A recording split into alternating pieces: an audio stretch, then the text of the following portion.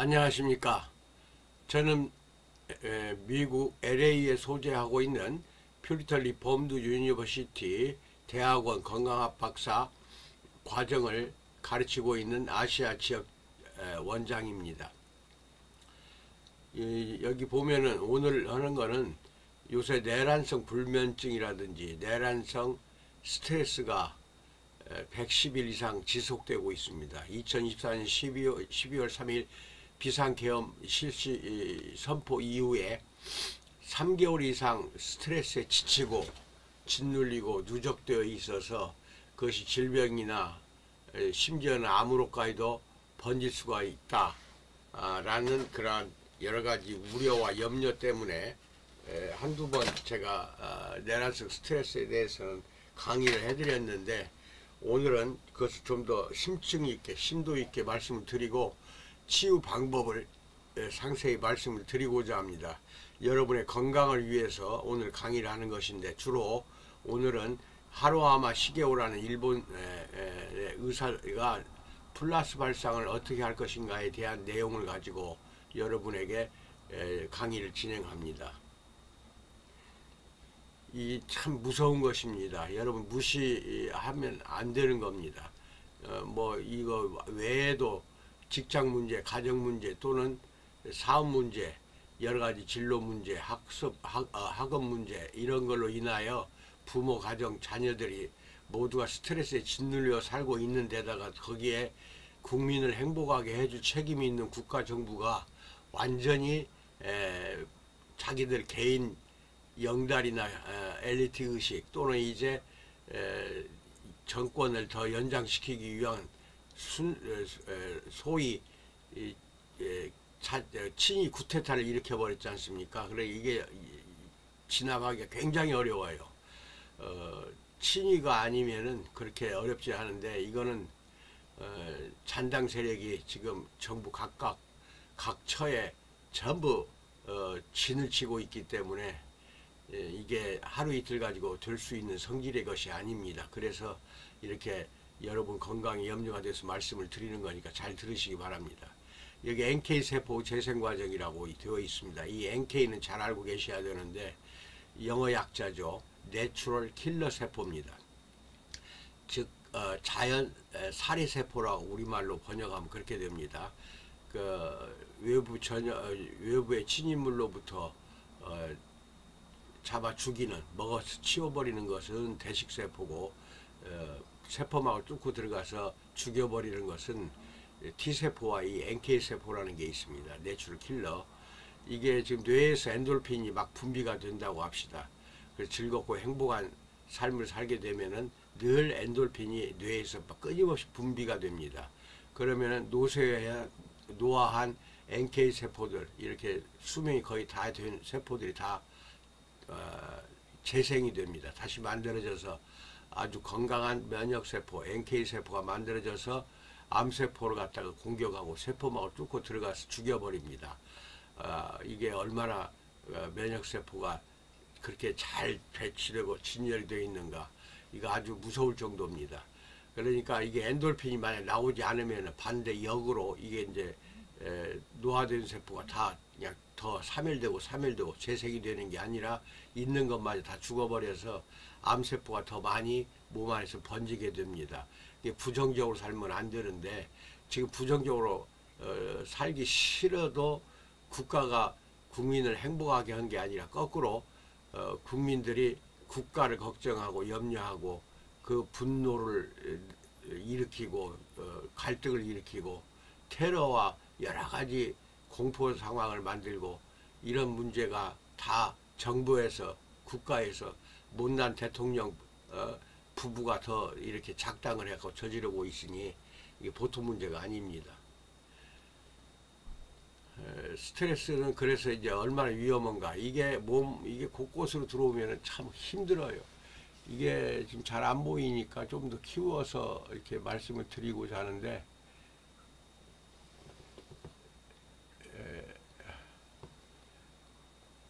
이게 보면은 정상세포가 오른쪽 끝에 있죠. 맑고 깨끗한 정상세포가 스트레스가 발생해서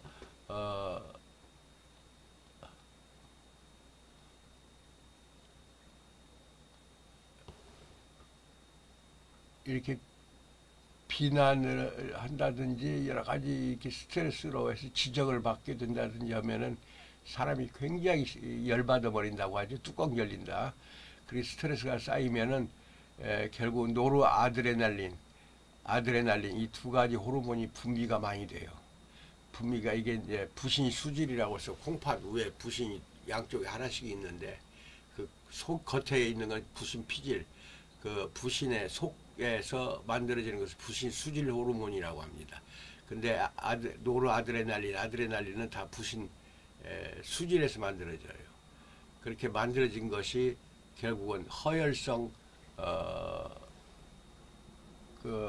허혈 혈액순환이 원활하지 않게 되는 거, 막히고 막 이렇게 심각하게 되는 거, 이게 혈액순환이 잘 안 되게 한다. 이것이 이제 결국은 스트레스에서 오는 것이다.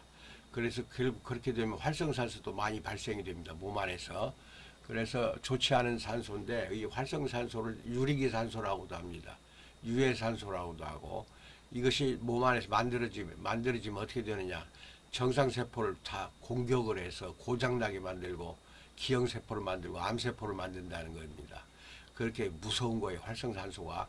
그럼 여기에서 보면은 몸 안에서 염소와 함께 물이 같이 작용을 하게 되면은 치아염소산이라는 것이 만들어집니다. 만들어지면은 그것이 결국은 두 가지 합쳐서 만들어질 때 그게 바로 뭐냐면 이 암모니아가 만들어지는 거죠. 이 암모니아가 이게 결국은 정상세포를 공격해 가지고 암이 발생하게 된다. 그런데 이 활성산소가 암모니아만 만드는 게 아니라 H2O가 물이잖아요. 우리 몸의 70%가 물인데 거기에 활성산소 하나가 더 들어가면 H2O2가 돼가지고 과산화수소수가 돼요. 우리가 흔히 말하면 상처 났을 때 바르면은 막 거품이 나죠. 그게 과산화수소수인데 소독약으로 쓰는데 이게 몸 안에서 만들어지면은 살균 작용을 하는 게 아니라 세포를 공격해서 죽이는, 정상세포를 고장나게 만드는 그 아주 무서운 것이 산소입니다. 그게 활성산소가 몸 안에서 발생하지 않아야 되는데 스트레스가 쌓이게 되면은 결국은 이렇게 활성산소가 많이 만들어진다. 그래서 암이 많이 발생을 한다. 이것입니다. 그 다음에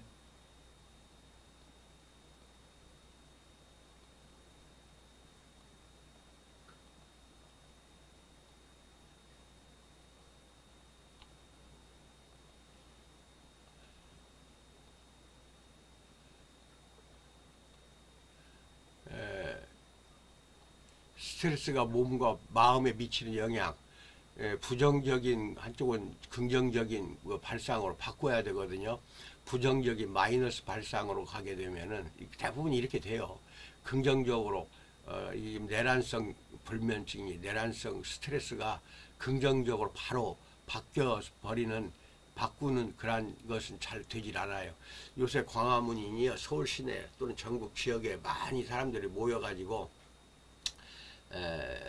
결국은 탄핵을 하자, 파면시키자 이렇게 구호를 외치고 각종 공연도 보고 거기에서 서로 모르는 사람 아는 사람 이렇게 만나서 자꾸 이야기하다 보면은 스트레스가 쌓였던 것이 좀 풀리는 것도 있는 것 같아요. 그래서 사람들이 더 잘 많이 광장으로 모이는 것 같아요. 왜냐하면 스트레스를 거기 가면 풀어지거든요. 어느 정도.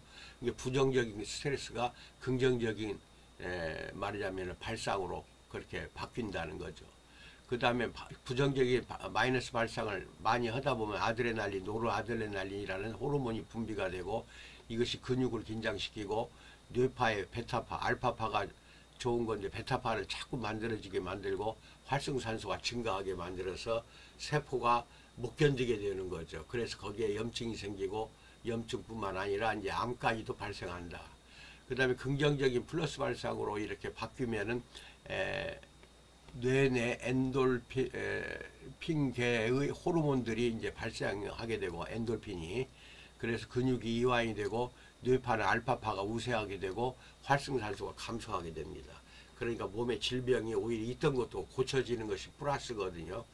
긍정적인 발상으로 바로 바뀐다면은 무슨 약이 필요가 있고 무슨 대책이 필요가 있겠습니까? 근데 이게 어려운 거예요. 설사 광화문에 나간다 한들 뒤돌아 집에 오는 순간 또 스트레스가 쌓입니다. 그러니까 결국은 완벽한 해소는 안 된다는 거죠. 잠깐 일시적인 해소는 된다 하더라도. 그래서 여기에 아드레날린과 노르아드레날린 두 가지를 나누어서 구분해서 여러분에게 말씀을 드리고자 합니다.